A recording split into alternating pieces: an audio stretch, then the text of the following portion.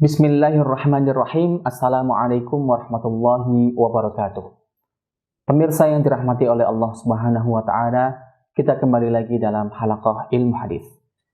Jika sebelumnya kita sudah sedikit memahami tentang pengertian hadis hasan li ghairihi dan perbedaannya dengan hadis hasan li dzatihi atau perbedaan antara hadis hasan dengan hadis sahih, maka kita sedikit akan lebih mendalami dari makna hasan li ghairihi. Sebelumnya sudah kita sebutkan bahwa hasan li ghairihi berasal dari hadis dhaif. Hadis dhaif yang kemudian naik derajat satu tingkat menjadi hasan li ghairihi. Jika kita lihat atau jika kita perhatikan bahwa hadis dhaif ini adalah hadis yang tidak mencukupi syarat untuk menjadi hadis yang makbul. Artinya apa? Artinya hadis dhaif adalah ma faqada syartan au aktsar min syuruti al hadis al maqbul. Berarti jika syarat-syarat yang sudah kita ketahui tadi, yang sebelumnya dari ittisal isnad, kemudian dari adalatur ruwah, dari dhabtur ruwah, intifa'u syudud, intifa'ul illah, adamu wujudu al-mutabi' atau al-'adid atau asyahid. Jika sebuah hadis tidak memenuhi syarat dari syarat-syarat ini, baik satu atau lebih, berarti hadis tersebut sudah masuk ke dalam kategori hadis dhaif. Artinya apa? Artinya jika suatu hadis melanggar atau tidak memenuhi satu syarat saja dari syarat-syarat yang kita sebutkan tadi, berarti itu sudah masuk ke kategori hadis dhaif. Kita contohkan hadis dhaif karena tidak memenuhi syarat yang pertama, yaitu ittisalul isnad. Kita telah tahu bahwa hadis makbul atau hadis yang dapat diterima harus memenuhi syarat-syarat yang ada 5 yang sudah kita sebutkan tadi. Atau boleh kita sebut syarat-syaratnya ada 6. Jika ditambah dengan satu syarat yang terakhir, yaitu wujudul 'adid atau wujudul mutabi' aw syahid. Pemirsa yang dirahmati oleh Allah Subhanahu wa taala, syarat-syarat yang sudah kita sebutkan tadi adalah syarat-syarat untuk supaya hadis dapat masuk dalam kategori hadis yang makbul. Namun, jika kita temukan sebuah hadis dari sanad dan matanya tidak memenuhi satu syarat pun dari syarat-syarat yang sudah kita sebutkan, maka hadis itu sudah keluar dari area makbul. Berarti dia sudah masuk ke area yang mardud atau ghairu makbul. Contohnya adalah ketika kita lihat dalam syarat yang pertama, ittisalul isnad, atau syaratnya atau syarat hadis makbul yang pertama, yaitu sanadnya harus bersambung. Namun, jika dalam sebuah hadis ada sanad yang tidak bersambung atau ada sanad yang terputus, berarti dia sudah masuk dalam kategori hadis dhaif.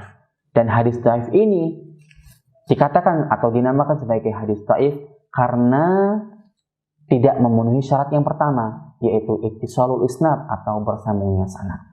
Sebut saja hadis yang dinamakan hadis munqati' atau hadis mursal. Hadis mursal merupakan salah satu bagian dari hadis dhaif. Namun, hadis mursal menjadi sebuah hadis dhaif karena kedhaifan.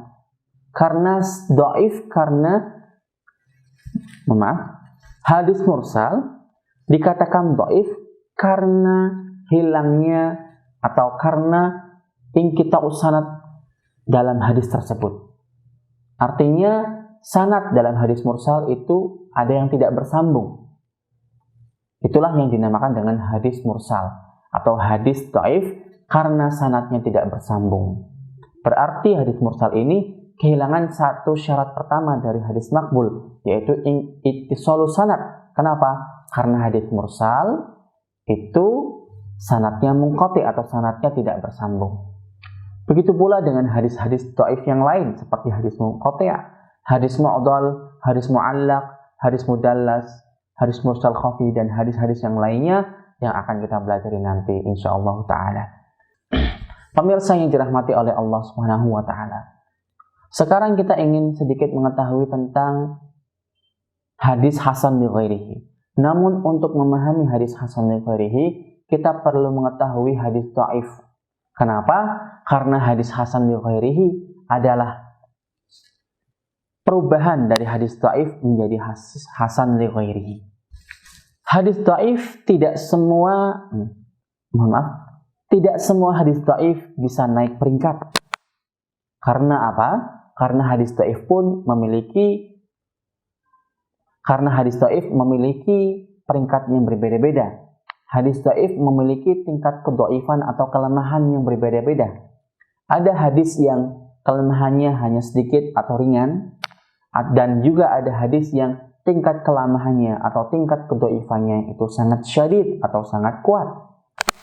Contoh dari hadis dhaif yang tingkat kelemahannya atau kedhaifannya sangat kuat atau syadidud dha'fi seperti hadis maudhu'.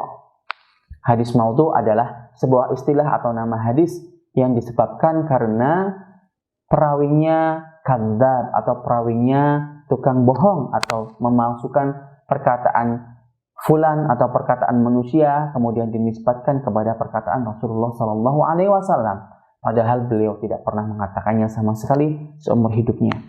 Contoh lain dari hadis yang syadidud dha'fi atau hadis dhaif yang kedhaifannya sangat kuat adalah hadis matruk.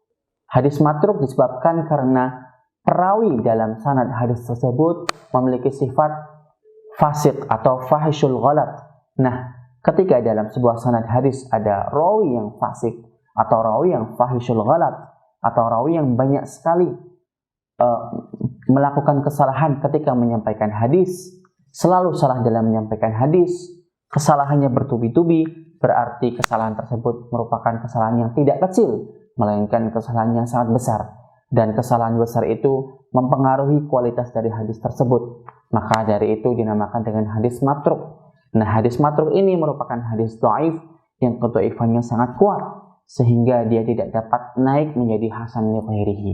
Karena hadis dhaif yang dapat naik peringkat menjadi hasan li ghairihi itu adalah hadis dhaif yang tingkat kelemahannya atau tingkat kedhaifannya itu kecil atau ringan atau dapat ditambal oleh riwayat-riwayat lain yang dapat menambal kekurangan tersebut. Kita insya Allah akan mengetahui dan mempelajari tentang hadis dhaif yang macam apa saja yang dapat naik peringkat menjadi hasan li ghairihi setelah halaqah yang satu ini. Terima kasih. Wassalamualaikum warahmatullahi wabarakatuh.